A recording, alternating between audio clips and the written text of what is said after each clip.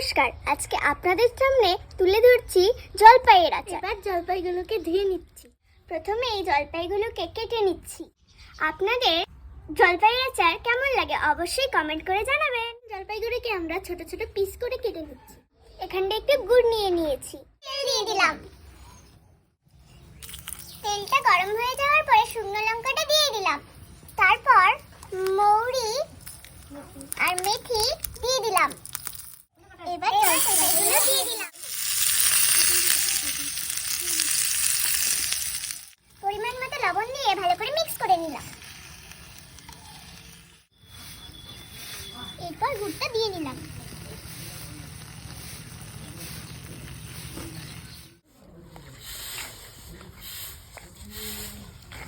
আমাদের জলপাইয়ের আচার প্রায় শুধু এই মশলাটাকে দিয়ে দেব।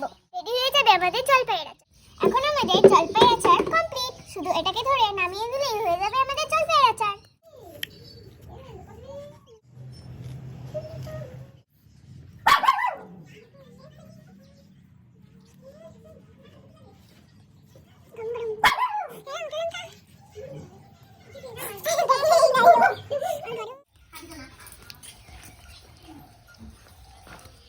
কেমন